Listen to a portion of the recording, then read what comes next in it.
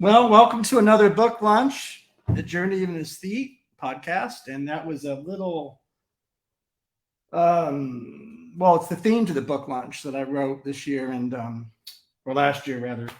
And I took a little bit of, you notice, a little bit of liberty with it, which altered some things in the moment, spontaneously, improvisationally. And of course, that's in keeping with our theme today, because today the book is this magnum opus by Andrea Wulf, Magnificent Rebels, the First Romantics, and the Invention of the Self. So we have a lot to tackle today, actually, because I want to discuss a little bit, well, how I came to this particular book. And so I'm going to sit in my chair here and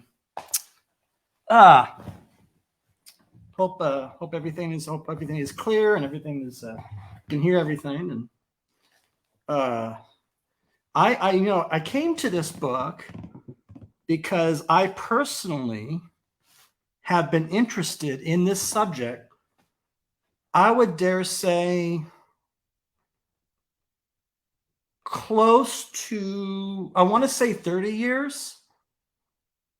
You know, if I'm speaking very broadly, I would say 30 years, but more 20, 25. I became interested in this subject because of Isaiah Berlin. Now, Isaiah Berlin was a scholar of Romanticism. Among many things, he was a scholar of political philosophy and the history of liberalism and the history of Judaism and Britain, and just guy wrote about everything, philosophy, analytic philosophy.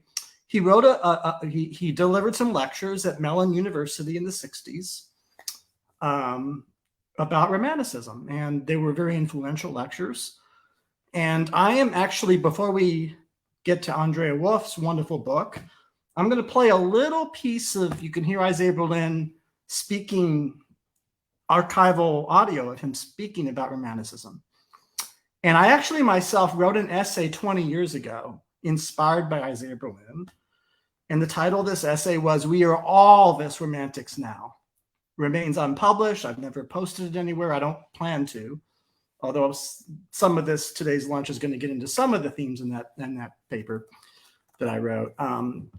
It's a little strong case. Well, yeah, I think so. We'll get to that. So anyhow, here's Isaiah Berlin, and Isaiah Berlin is coming at the subject of Romanticism from a certain point of view, like we all do. And his point of view was, he admires the Romantics, and he's impressed with their creative vision and the fact that they revolutionized society, so much so that, according to him, modern notions of liberal toleration itself and even equality, we have them largely to thank for those two very things I hope we all agree with. But yet, as he points out, it also spawned fascism and various odd sort of far left totalitarianism. I mean, so Romanticism, if it's going to be at all a stable category with boundaries, we want to ask ourselves, well, how something that broad lead to such disparate things in life be a real category, real identity? But it is, and I'll get to this now. So in his lecture, Berlin sees Romanticism as a doctrine where you say, away with all structures, order, law, I want my freedom. To put it in a really vernacular, crude sort of folk way that we would say today, I want my freedom, or I want freedom. But I'm going to cue up Berlin here. This is really interesting. The heart of the entire process is invention, creation, making out of literally nothing or out of any materials that may be to hand. And the most central aspect of this view is, of course, that your universe is as you choose to make it, to some degree at any rate. That is the philosophy of Fichte. That is, to some extent, the philosophy of Schelling. That is the insight, indeed, in our own day, even of such psychologists as Freud, who maintain that the universe of people possessed by one set of will illusions or possessed by another set of fantasies, it will be different from those possessed by another. The second proposition is that there is no, and it really is in some sense connected with the first, is that there is no structure of things. There is no pattern to which you must adapt yourself.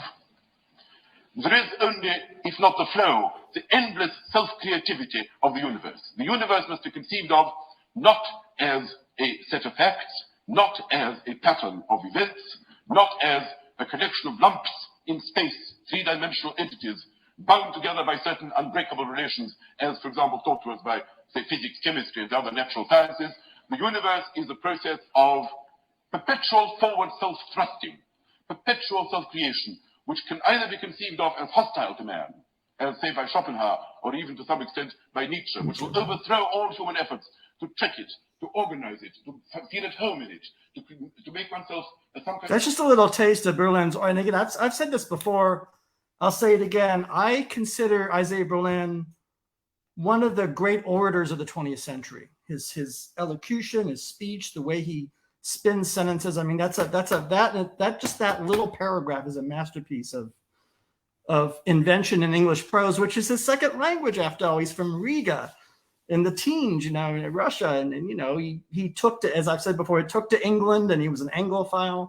And so it shows in the beautiful way he speaks and his love for English culture. But that gets it to something very interesting, because the Romantics that Andrea Wulf discuss are all deeply German.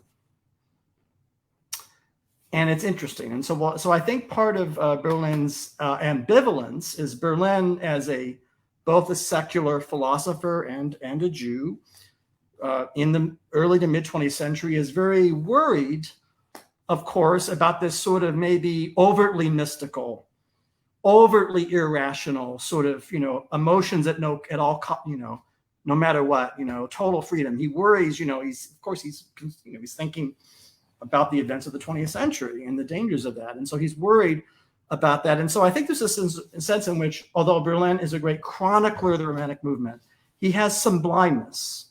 And part of the blindness is, I think, his, let me choose my words carefully, his insensitivity a little bit to the history of Protestantism and Protestant Christianity, and in particular, pietism. Kant's parents, for example, were pietists. And many of the figures in Wulf's book have Christian backgrounds, and it's interesting. I sort of feel like on this podcast, Journey to Aesthete, I embrace contraries, I embrace opposites. So I'm interested in reading Jewish secular thinkers like Berlin. I'm also interested in reading just everyday historians, what happened when. I'm also interested in reading poets and listening to music and all the rest of it. And I want to kind of bring it all together. And I'm going to try to do that now. So, Magnificent Rebels. The period of time she's discussing is actually the late 18th century. So it's 1780, roughly through very early 19th century. 1820, 1830. That's her chunk of time. Now, that chunk of time is very special. And it's indeed very, very different than the late 19th century, certainly than the Victorians or the Edwardians that would come much, much later, and very different than the 20th century, of course. And so that's a special time. And so she has this, in this interesting book, Dramatis Personae. Look at all these names. So there was a town called Jena in Germany in this time. And all of these thinkers, translators, poets, novelists, writers, theologians, clergy, philosophers, all these kinds of folks, men and women. In fact, one of the major figures in this book is a woman who, we'll get to Caroline in a second, totally revolutionary, just beyond anybody else. And certainly of the time, she married several times. She had an open marriage with her husband, and basically brought Shakespeare to the Germans, really, which is incredible. That's all. It's a whole. There's so much to talk about. I can't get to it all, of course, in this one podcast episode. But I just want to discuss the people we're talking about. There are people like Fichte, the philosopher, and people like Schelling and Schiller. It's easy to mix those two up sometimes. And of course, the most famous people, Hegel, Kant, well, not so much Kant, Kant's earlier, but yes, Goethe and Hegel, and a very important natural scientist that Andrea Wulf has already written about, named Humboldt, who some think was the founder of modern natural science altogether. And Darwin said, without Humboldt, I couldn't have done what I did. And, you know, he's a figure in this. And all these folks came together in Jena. And Jena, think about it this way. Jena is like Paris in the 1920s. Jena is like Berkeley in the late 60s, Berkeley, California. Jena is like Hollywood in the 1970s. Jena is like, I don't know, it's actually a very special, magical time where all of these figures in Germany came together and tried to create a new culture, a new philosophy, indeed, in some instances, a new religion. Now, my relationship to this goes far beyond Isaiah Berlin. I took a class at Harvard called European Intellectual History, and this would have been 1993, something like that. I was working on my symphony, and I was able to do as an elective. Somebody came to me and said, you know, Mitch, you really got to check this guy out, Donald Fleming, who is a very ingenious scholar, and he teaches all this stuff, and you would really like Donald Fleming. I took a class in European Intellectual History, and wouldn't you know it, he was talking about Schleiermacher. I think that's how you pronounce his name. Schleiermacher was a major theologian in the 19th century and one of the Jena set here. And he wrote a book called Life. Well, he wrote many books. One of his books is Life of Jesus. Now, I don't want to get confused because there were two very famous lives of Jesuses. Jesus was written by two. There's, I think his name is David.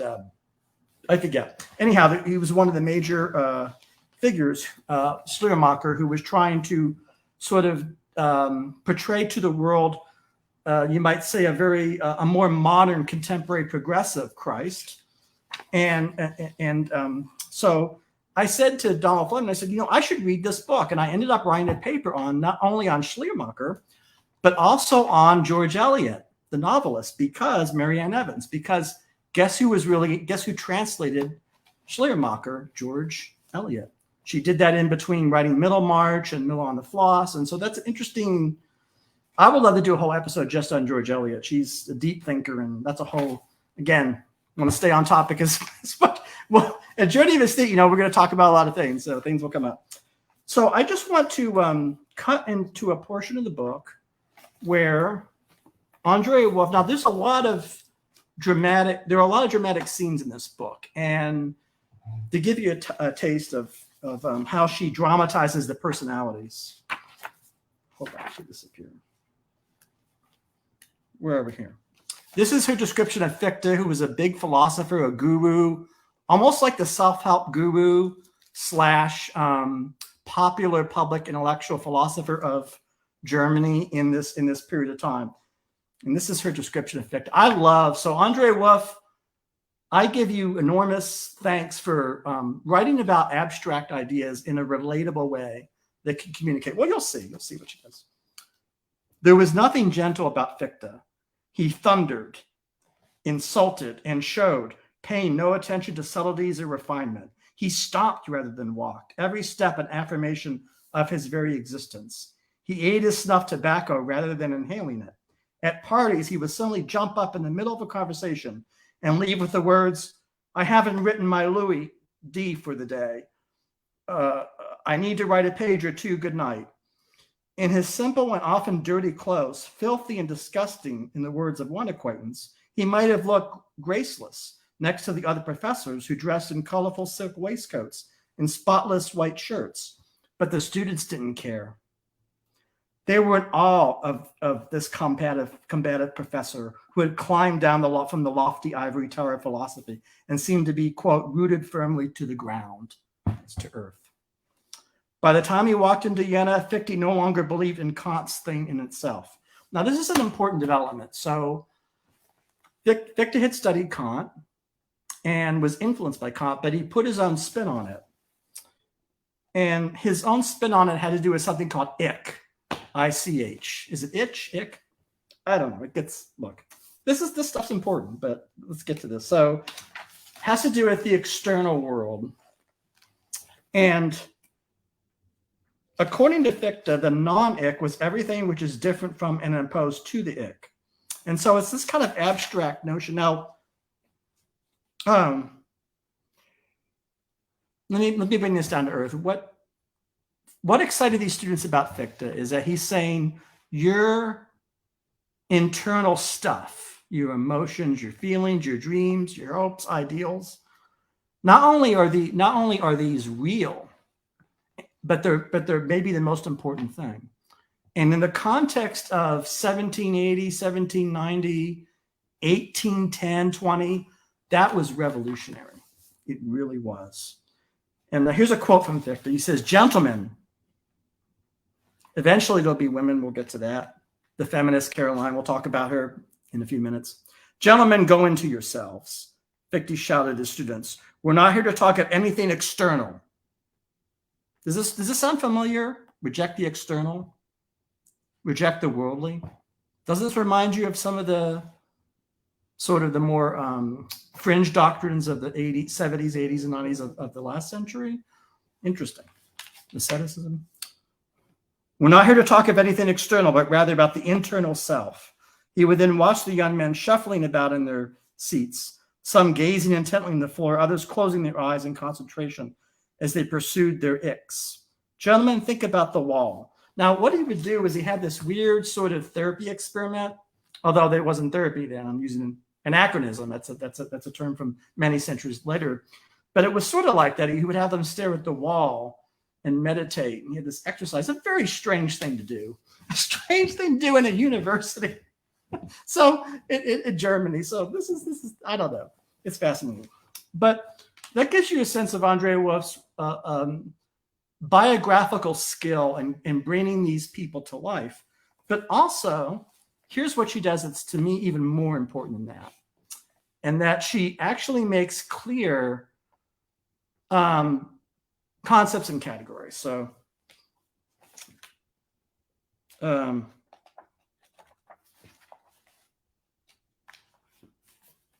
word romantic, here we go. She lays it out very clearly. I think better than Isaiah Berlin, actually, because I think Berlin, again, I love Berlin, but Berlin gets too caught up in Berlin, I think somewhat mischaracterizes Romanticism as a kind of lawlessness or indifference to structure. He says there is no structure. I don't know about that. I actually think the Romantics wanted to replace the old structures, but then they wouldn't have called it this, a new kind of structure, which I think depend on the dignity of the individual. Now, that is still a structure. It may not be the church, it may not be the monarchy, but nevertheless, there's something to be said for that, I think. Anyhow, this is from her chapter, The Dawn of Romanticism. She writes, "The term romantic has metamorphosed through several stages since the mid-17th century. There is the original meaning of like a novel." That's what it originally meant. So referred to a genre of literature, actually. And our modern understanding that associates the word with love, romance. But for the friends in Vienna, it was something much more ambitious. They wanted to romanticize the entire world. And this meant perceiving it as an interconnected whole. See, so the Romantics already anticipate the ecology movement and modern environmentalism, way hundreds of years ahead of their time. The world is holistic. So interesting. They were talking about the bond between art and life, between the individual and society, between humankind and nature. Just as two elements could create a new chemical compound, so Romantic poetry could weld different disciplines and subjects into something distinctive and new. Though the meaning of the term romantic may have been confusing, admittedly, it was the unwieldiness of the concept that the group liked. So they actually liked the fact that you couldn't define it or that people might disagree about it. So it's very, again, this is very,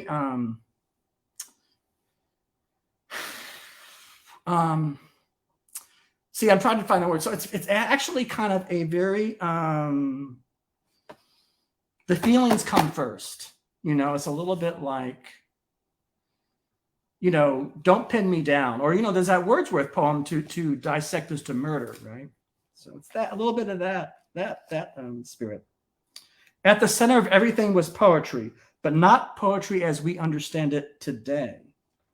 The friends turned back to the original ancient Greek term poetica, creative or productive. For them, Romantic poetry could be called anything, a poem, of course, but also a novel, a painting, a building, a piece of music, or a scientific experiment. So, the spirit of our podcast clearly is in part romantic, right? That's why I like this book. That's why.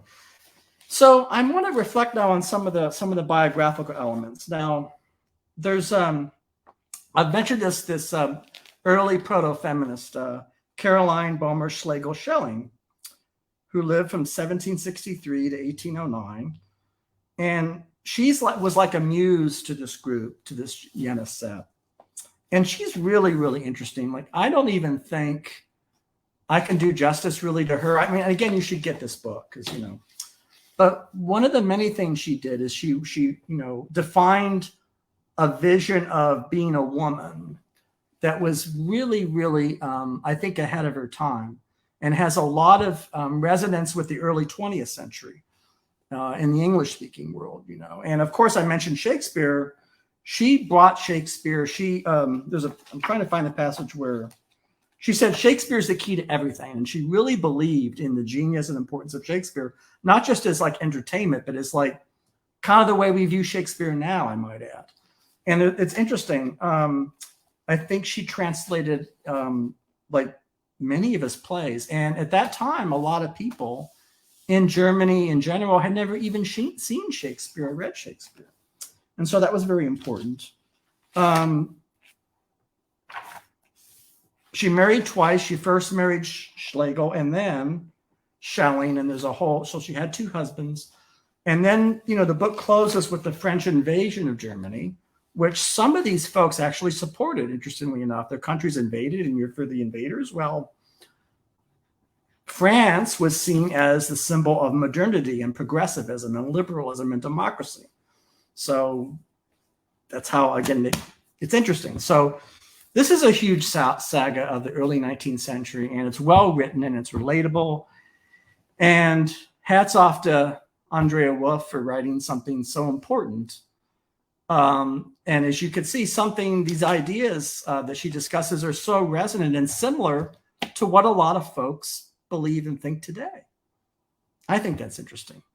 And so for those reasons alone, I think this is a worthy read. I think I'm going to pause there and talk about some upcoming shows. We have an episode with a comedian and illustrator, Teresa Roberts, next month. Todd Berliner, the film scholar, is on now. I'm going to be talking very soon with Andrei Bajowski, the filmmaker, and so those are some upcoming events.